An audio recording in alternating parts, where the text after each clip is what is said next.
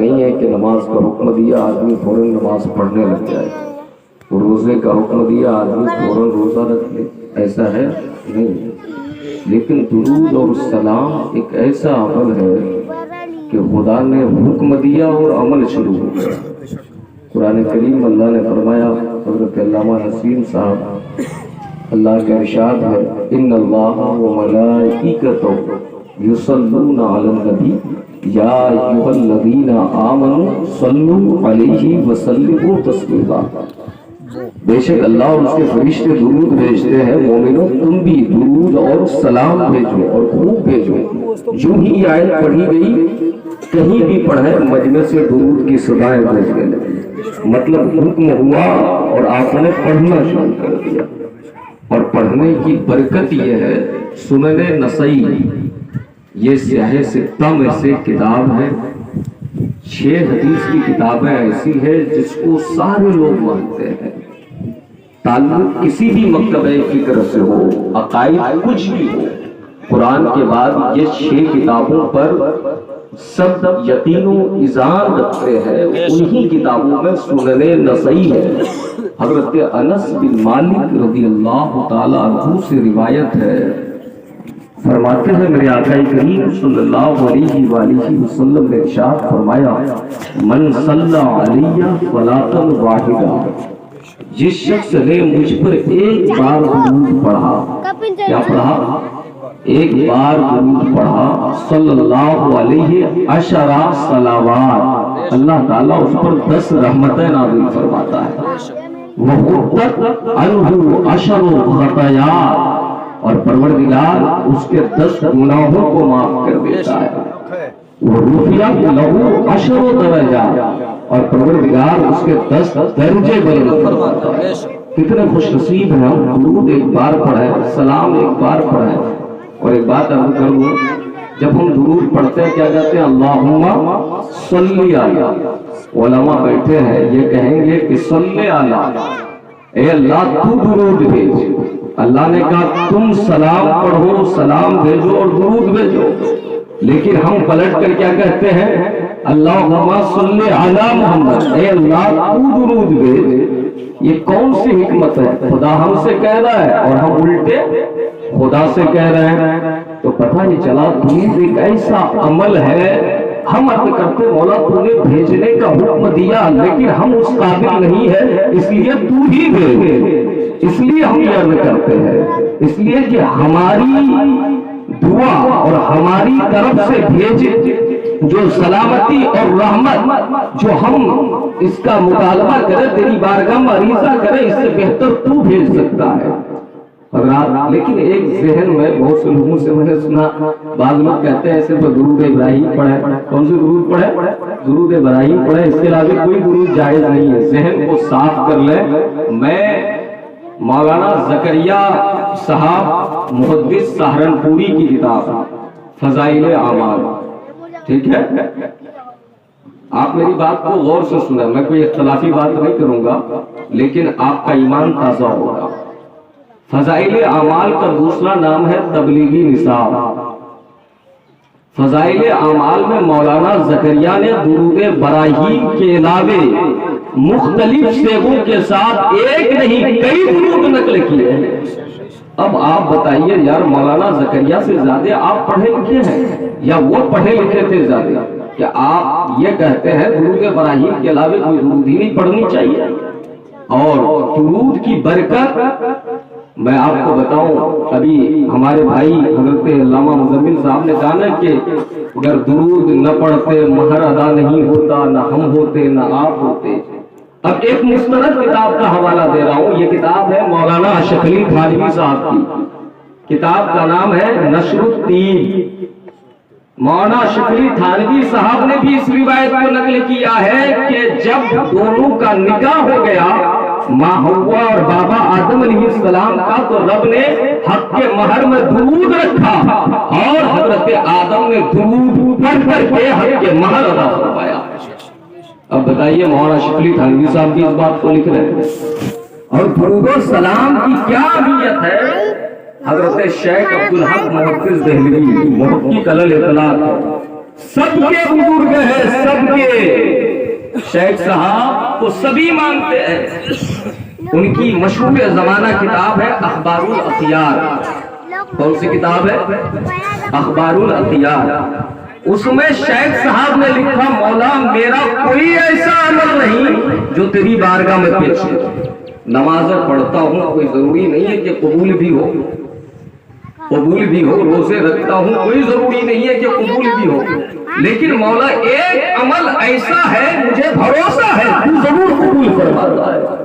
پھر عرض کرتے ہیں وہ عمل کیا ہے کہ محفل میلاد کے موقع سے بیٹھ کر نہیں، شیخ صاحب لکھتے ہیں، شیخ صاحب محفل میلاد کے موقع سے کھڑے ہو کر تیرے حبیب کی بارگاہ میں درود و سلام پیش کرتا ہوں۔ کیا مطلب ہے؟ جب شیخ محقق عبدالحق محدث دہلوی کو سبھی مانتے ہیں اور وہ اسے بطور سند پیش کر رہے ہیں، وہاں کس کھیت کی مولی ہے، وہاں ہے ایسے جائز ہے، ایسے ناجائز ہے، ایسے پڑھنا چاہیے، ایسے نہیں۔ اور یہ کتابیں موجود ہیں، آپ چاہیں تو دیکھ لیں۔ الحمدللہ میں یہ کتابیں دکھا سکتا ہوں اور یہ کتابیں ہر جگہ موجود ہوگی۔ حضرت حاجی امداد اللہ مہاجر مکی، درود کی بات آئی ہے اس لیے عرض کر دوں، یہ بہت بڑے پیر صاحب گزرے ہیں۔ حضرت حاجی امداد اللہ صاحب کے مریدین میں مولانا شکلی تھانوی صاحب، مولانا خلیل احمد حنفی صاحب، یہ سب ان کے مرید ہیں۔ حاجی امداد اللہ مہاجر مکی نے کتاب لکھی فتاوا فیصلے ہفت مسئلہ۔ کیا لکھا؟ فیصلے ہفت مسئلہ۔ اس میں حاجی صاحب لکھتے ہیں کہ کھڑے ہو کر درود و سلام پڑھتا بھی ہوں اور اس میں لذت بھی ملتی ہے، مزہ بھی ملتا ہے، لطف بھی ملتا ہے، روحانیت بھی محسوس کرتا ہوں۔ تو یہ متفق، میں اعلیٰ حضرت کا حوالہ دے رہا ہوں، مولانا مزمل صاحب کی کتاب کا حوالہ دے رہا ہوں، کسی کا نہیں دے رہا ہوں، ان کی کتابوں کا حوالہ دے رہا ہوں جنہیں سب مانتے ہیں اور جن پر سب کا اتفاق ہے۔ اس لیے پیارے درود و سلام پڑھا کریں، اس کے بے پناہ برکات ہے۔ بلکہ ہم نے تو پڑھا ہے کہ اگر آپ نماز ریاکاری کی نیت سے پڑھیں گے تو نماز نہیں ہوگی، روزہ ریاکاری کی نیت سے رکھیں گے اس کا عذاب ہوگا، لیکن درود و سلام کا عمل ایسا ہے اگر آپ دکھاوے کے لیے بھی پڑھتے ہیں تو اللہ اس کا بدلہ عطا فرمائے گا۔ یہ ایک ایسا عمل ہے۔ بہرحال بات کہیں سے کہیں چلی جائے گی۔ میں یہ کر رہا تھا، تقریر بہت ہو گئی، آج سال ثواب کی محفل ہے۔ ابھی ایک صاحب مجھے کلپ سنا رہے تھے اور ہمارے نوجوان بھی بہت سے سنتے ہیں جبکہ اس کے عقیدے کو نہیں مانتے ہیں۔ پتلوا ڈمڈا میں اس عقیدے کے لوگ نہیں ہیں۔ یہ مولوی جرجیس،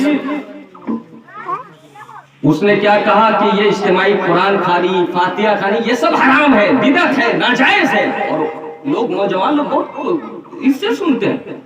جب میں نے اس کے جملے کو سنا تو میں اسی کی کتاب مطالعہ کرنا شروع کیا۔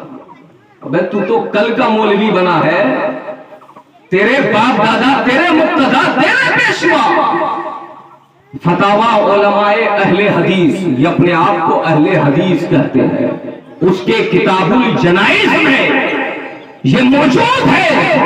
حدیث نقل کرتے ہوئے ان کے مفتی نے لکھا ہے کہ مردے پر سورہ یاسین پڑھو اور ان کے لیے دعا کرو، پڑھنا بھی قبول فرماتا ہے، دعا بھی قبول فرماتا ہے۔ لیکن یہ کہہ رہا ہے ناجائز ہے، یہ کہہ رہا ہے حرام ہے، یہ کہہ رہا ہے بدعت ہے۔ اب میں ایک اور دلیل دے دوں، ہندوستان کے مسلم السمود بزرگ ہیں، حضرت شاہ ولی اللہ محدث دہلوی کو کون نہیں جانتا؟ ان کو بھی سبھی لوگ مانتے ہیں الحمدللہ، جتنے لوگ ہم لوگ تقلید کرتے ہیں، اور وہ جرجیس کے باپ دادا بھی ان کو مانتے ہیں، شاہ ولی اللہ محدث دہلوی کو۔ شاہ ولی اللہ محدث دہلوی کا بیٹا حضرت شاہ عبدالعزیز محدث دہلوی کون؟ انہوں نے ملفوظات عزیزی لکھا، اس میں انہوں نے اپنے باپ کے انتقال کے بعد کا ذکر کیا کہ جب شاہ ولی اللہ محدث دہلوی کا انتقال ہوا تو تیسرے دن، کون سے دن؟ تیسرے دن قرآن خوانی ہوئی اور اتنی بھیڑ ہوئی کہ لوگ شمار سے باہر تھے، اور یہی وجہ ہے کہ اس بھیڑ نے جب قرآن پڑھنا شروع کیا تو 81 ختم قرآن 81 ختم قرآن پڑھے گئے، اور وہ پڑھنے کے بعد حضرت شاہ ولی اللہ کی روح پہ عیسیٰ علیہ السلام نے مل کر کیا۔ اب بتائیے یار یہ روایت میں موجود ہے، یہ سارا کچھ موجود ہے، ہاں حالات کے اعتبار سے کچھ طریقے بدل جاتے ہیں۔ کل کے زمانے میں یہ مائک نہیں تھا تو مائک پہ تقریر نہیں ہوتی تھی، ٹھیک ہے، لوگ درخت کے سائے میں بیٹھ کر ذکر الہی کر لیتے تھے، مسجد میں کر لیتے تھے۔ آج شامیانہ ہے تو شامیانہ کا انتظام ہوتا ہے، لیکن یہ ان چیزوں میں کچھ بھی حرام و ناجائز بدعت اور گمراہی نہیں ہے، بلکہ یہ سب حق ہے اور اس کا اجر اللہ تعالیٰ عطا فرماتا ہے۔ لیکن شرط یہ ہے، میں بار بار کہتا ہوں، آخری بار آج بھی کہہ رہا ہوں کہ صرف اس پر بھروسہ نہ کریں، یہ جہاں جائز ہے وہی فرض نہیں ہے، جہاں جائز ہے وہی واجب نہیں ہے۔ فرض نماز ہے، نماز فرض ہے ایک دوسرے کا حق ادا کرنا، فرض ہے پڑوسی کا خیال رکھنا، فرض ہے رمضان کے روزے رکھنا، فرض ہے دین کے مطابق چلنا، شریعت کے مطابق چلنا۔ ہم نے زندگی میں نماز پڑھی نہیں، اتنے لوگوں کو بلانے سے کیا ہوگا؟ میں تو کہتا ہوں کروڑوں کو بلا کر کے فاتحہ قرآن خوانی کرتے رہے، فرض نماز نہیں پڑھے ہے تو اس کا گناہ ہو کے رہے گا، وہ گناہ معاف نہیں ہے۔ اس لیے کہ جب تک توبہ و استغفار نہیں کرو، حقوق العباد پائمال کیے ہیں تو اس کی بھی سزا مل کر رہے گی۔ خیر ہم اللہ سے امید کرتے ہوئے دعا کرتے ہیں، اور وہ مرحومہ ہماری نانی بہت خوش نصیب ہے کہ ان کا بیٹا ایک عالم دین ہے۔ عالم دین بننے کا فائدہ کیا ہوتا ہے؟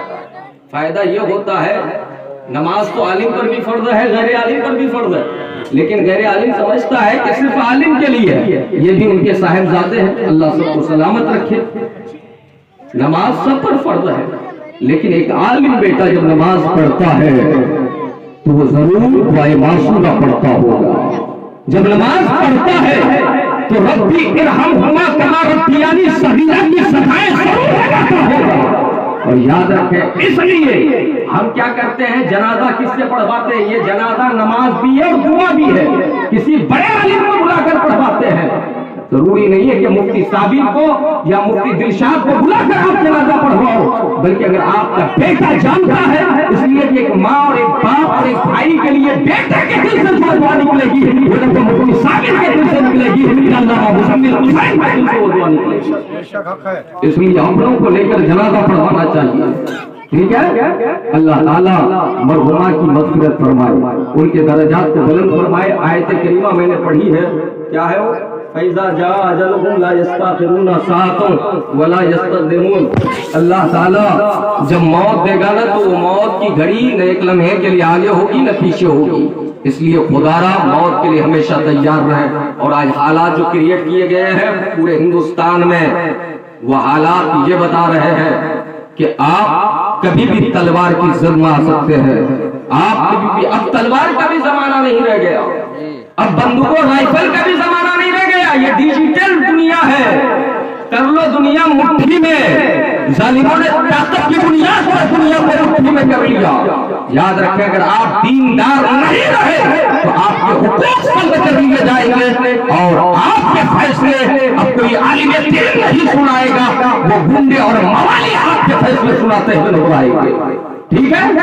کوٹ کچہریوں میں بیٹھ کر رشوت کھانے والے، دلالی کرنے والے، حرام طریقے سے قسمیں ناش کرنے والے وقت کے حوالے سے فیصلے کریں گے، جیسے ابھی حال میں کرناٹک کی حکومت نے، عدالت نے یہ فیصلہ سنایا کہ حجاب یہ لازمی جرم نہیں ہے، یہ ضروری نہیں ہے۔ وجہ یہ ہے کہ ہم حجاب کرتے ہی نہیں ہے، تو سامنے والے کو کیا سمجھ میں آئے گا کہ یہ لازمی ہے یا نہیں؟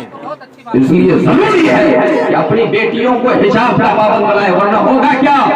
اقبال بھائی، یہ علاقہ اس قدر بڑھتا جا رہا ہے، کبھی پتلوا میں مرڈر ہوتا ہے، کبھی ملہرہ میں مرڈر ہوتا ہے، کبھی ڈمرا میں مرڈر ہوتا ہے، ایک جان کی کوئی قیمت نہیں ہے۔ ارے اسلام جس دھرم کو مانتے ہو وہ اسلام کو ایک کافر و مشرک کے مدد سے بھی تمہیں منع کرتا ہے، لیکن کسی کی بیٹی اور کسی کے بیٹے کی عزت سے بھی کھیل رہے ہو اور اس کا منع بھی کر رہے ہو، شرم نہیں آتی؟ جب موت آئے گی تو مرنے کے بعد یاد رکھنا تیری دادا گیری چلی جائے گی اور قبر کا عذاب وہ ہوگا کہ تو پھر وہاں دادا رہ جائے گا، تیری بنیاد کو پہنچنے والا کوئی نہیں ہوگا۔ اس لیے توبہ کرو، دیندار بنو، پرہیزگار بنو، اللہ تعالیٰ ہمارے ماموں بہت کماتے ہیں لیکن یہ تو درد ہے. چلیے بہرحال مواد ارشاد صاحب یہ رکھیے خوشی ہے آپ لوگوں کو آپ کے محلے کا ایک قائد تیار ہو رہا ہے. ابھی یہ مشق افتتاح کر رہے ہیں. جس کی جو شان ہو جو مقام ہو وہی کہا کیجئے. آپ اپنے گھروں میں بھی اب دلشاد نہیں ہے یہ انہیں مفتی صاحب کہہ کر بلایا کیجئے ورنہ یہ بھی سننا ہوگا ایک مفتی کو مفتی نہ کہو ایک عالم کو عالم نہ کہو ایک محقق کو محقق نہ کہو. اگر آپ اس کی عزت نہ کریں گے تو کون اس کی عزت کرے گا؟ اس لیے اپنے بچوں کی عزت کریں ان کا وقار بڑھائیں. آپ کے کہنے سے یہ نہیں بن جائیں گے. ان کی جو شناخت ہے وہ ہوگی وہ تو عز من تشاء وہ تذل من تشاء لیکن ایک یہ ہوگا ان کا حوصلہ بڑھے گا ان کا دل بڑھے گا دل کشادہ ہوگا. کوئی ضروری نہیں حضرات کہ آپ کے کہنے سے ان کو ایک خوشی ملے گی لیکن پیارے آپ کو بھی اس کا اجر ملے گا نا. کسی عالم کو عزت سے عالم کہیں گے مفتی کو عزت سے مفتی کہیں گے تو اللہ اس کا بھی بدلہ عطا فرمائے گا. اللہ کشادہ قلبی کا بڑا اجر عظیم عطا فرمائے گا. ہمارے بزرگ عالم ہمارے نانا نمونہ اخلاق حضرت مولانا سہراب صاحب نعیمی بیٹھے ہیں. اب ان کی دعا ہی ہوگی اس لیے کہ بیچارے بوڑھے کمزور ہو گئے اور ان کی دعا ہوگی. تو موت کے لیے ہمیشہ ہم کو تیار رہنا چاہیے. اپنے بچوں کو دین بھی سکھائیں دنیا بھی سکھائیں. آج جو کچھ ہو رہا ہے پیارے اپنے بچوں کو سمجھائیں. آپ کے خلاف جو سازش ہے اخیر میں 1 منٹ میں بتا دوں پورے ہندو کمیونٹی کو غیر مسلم کمیونٹی کو ایک ایک کر کے جگانے کے لیے بیدار کرنے کے لیے آر ایس ایس نے اور آر ایس ایس تنہا نہیں ہے. ابھی میرا ایک مضمون 10 جگہ سے چھپا ہے. علماء نے منع بھی کیا تھا مجھے محب القادری کیس کر دیں گے لوگ لیکن اللہ اس کے رسول کی رضا کے لیے میں نے ہر بات کو چھپایا نہیں چھاپ کر رکھا. مسلم راشٹریہ منچ ایک تنظیم ہے اس حرام زادے کی ہمیشہ سے حمایت رہی ہے آر ایس ایس کی اور انہوں نے بریلی کے مولوی کو بھی کچھ خرید لیا جو اپنے آپ کو بریلوی کہتے ہیں. دیوبندی کچھ کہتے ہیں اس مولوی کو بھی خرید لیا.